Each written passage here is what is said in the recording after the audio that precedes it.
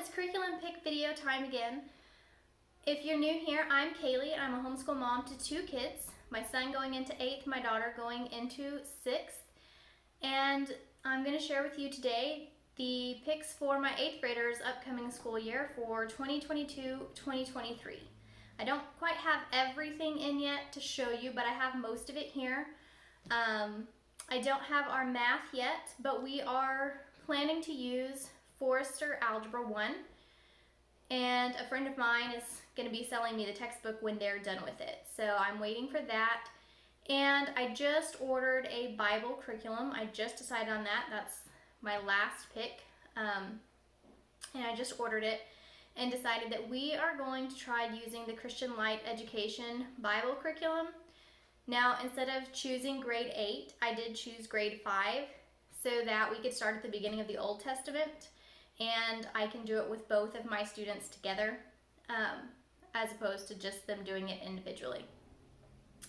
And aside from those, I think I have everything else here to show you, and I'm going to go ahead and start with our basis for the school year is going to be our history and literature from Bookshark. This is level H. This is the second part of world history. I started with this because we've already studied the ancients and we're currently studying the Middle Ages right now with Beautiful Feet books. And I have wanted to try either Bookshark or Sunlight for a long time, and I never have just because of the price. With this, I did buy the guide from eBay, and then I am piecing it together myself as opposed to ordering the full nice box of new books. I've checked which books I can get at my library, and then I bought some books off of eBay. So he is going to be doing both the history and the literature portion of this. And this has a really nice schedules for each week inside of it.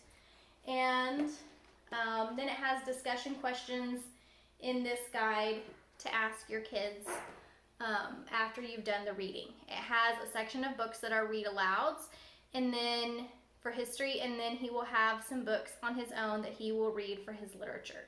So I don't have all of the books with me. For the history spines, it uses Story of the World and the Kingfisher's History Encyclopedia. I have not purchased this uses Story of the World 3 and 4 volumes for the second part of world history. I bought the Story of the World volume 3 already, but I haven't bought 4 yet.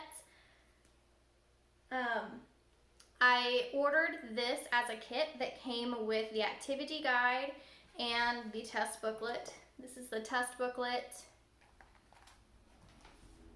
and this is the activity guide. I went ahead and bought this because this activity guide has maps and stuff. Sorry, it's kind of hard to show, but this has coloring pages and maps in it that can go along with the reading, and since he is going to be doing the history part with my younger daughter, I thought some of that might work well for her. And I didn't buy volume 4 yet because I wanted to wait and see how much of the activity guide and stuff we actually use before I decide whether I need that to go with volume 4. This is the history encyclopedia that it uses, and it usually has a page or 2 to read out of this most days to go along with the spine. Now, the Bookshark does actually come with this laminated map, and it does have some mapping activities it tells you to do with this map inside there, but I thought it might be nice for my kids to have the paper maps that they can each work on themselves. So for the read alouds, these are just a few of the ones that I've purchased that I couldn't find at my library or that I could find easily on eBay. There's might be a couple others that I still have to find somewhere. Actually, these are the readers. Sorry, these are the literature readers that he will read on his own. So Chuju's House, Escape from Warsaw, Angel on the Square, The Good Master, Betsy and the Emperor, and and the Scarlet Pimpernel.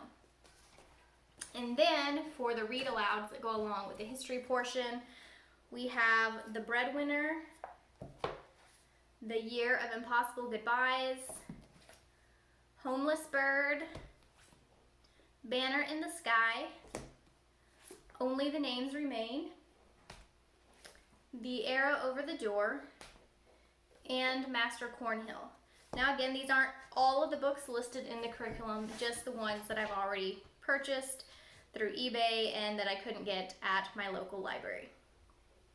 So this will also include his literature. So aside from literature for our English language arts, he has asked to just go to the next level of vocabulary from classical roots. He did A this past year, and I considered changing and looked at some other vocabulary curriculum, but he actually just wanted to continue with this. So I went ahead and got him level B, and I got the test booklet and the answer key. I did not buy the teacher's manual this time because I didn't really feel like it was, I used it a lot last time.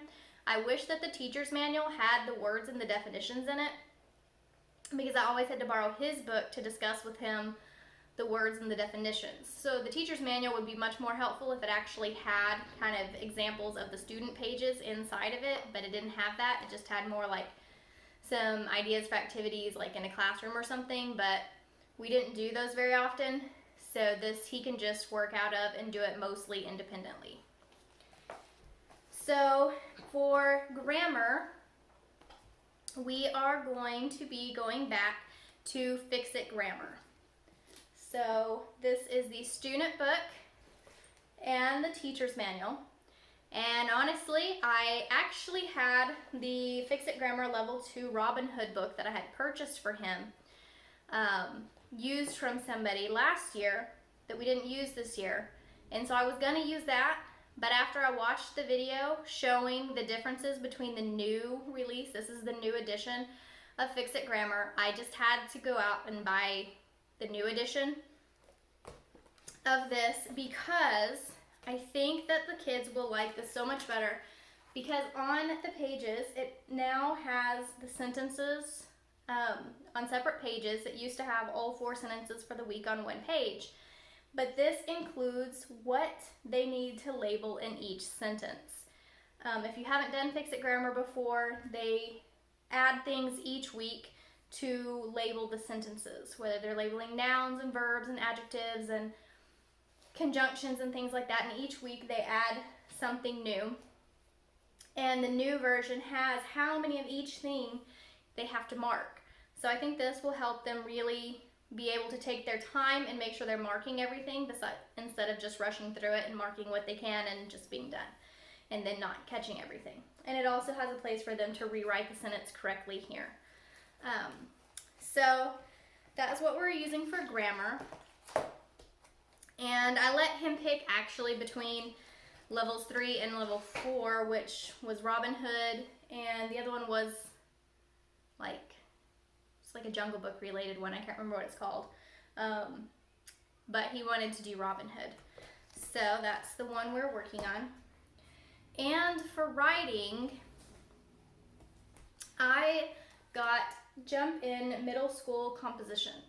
So my son does not like writing curriculum, pretty much any of it. This past year we tried to use Essentials in Writing Level 7, and he worked through the first half of it, which it turns out is actually just the grammar half. So we never actually really got to the writing portion of it, but he hated it. And so I didn't push him, so he's just been doing some writing assignments that go along with our history. So this is the Jump In, this is the teacher's guide. And one of the things that I like about this is that it doesn't necessarily specify exactly what they have to write about. They can choose their own topics and stuff. But then here's the student guide, and the student guide just walks them through the process for whatever type of writing they are working on. So it has things like persuasive and opinion papers, and so my goal with this, I'll show you it, has here They have opinion, persuasion, cause and effect, newspaper article, how to, report, biography, compare and contrast a book report to book response, description, narration, poetry. So I feel like we can use this kind of just with whichever type of writing we want to do. Not necessarily we have to follow it in order, but if he wants to do a biography, then we can go to the biography section in this book and he can just work through those pages, but he can pick his own topics and things like that, and hopefully this will just help kind of be as a guide for the writing for this year. So we'll see how that goes. And for science this year, I am going back to God's Design, Science from Master Books. This is the physical world. It has 3 sections: machines in motion, heat and energy, and inventions and technology. He will be doing the challenge sections since he is going to be in 8th grade. So each lesson in here has a green box, and this is the challenge or extension lessons for 7th and 8th graders, so you can use it to make it more challenging. And we will be reading it together with his younger sister, and she won't be doing the challenge, she will just be doing that. And I like this because it's very easy to just read and answer the questions that each chapter has at the end of the chapter. Like it says, what did we learn? And we talk about those questions. It does have experiment options that some of them will do, especially if they're easy, the kids can do on their own. If it requires a lot of supplies, it doesn't really matter. You can skip it in this curriculum and it's not a big deal. This is the teacher's guide that goes along with it. This has the student worksheets in it, which are mostly just answering the questions from the chapter, but it does have all the worksheets for any of the experiments or anything like that. And I think there are some extra sheets for the challenge, some of the challenge activities. So we will also be working through this. And last but not least, we have our logic. He has been working through the fallacy detective this semester, and so I went ahead and bought the thinking toolbox for him to continue working through logic skills. And I think that is it for our 8th graders, or for my 8th graders curriculum. If there's anything of this that you would like to see more in detail, then please leave me a comment below and I'll try to make a close-up video of that curriculum so you can get a more in-depth look at it. Now remember, this is just the curriculum I've picked. My curriculum changes from year to year. Just because it works for me doesn't mean it will work for everybody. But I just hope that this gives you a look into some of the curriculum options that might work for your homeschool. If you have any questions, leave them in the comment box below. Thanks for watching.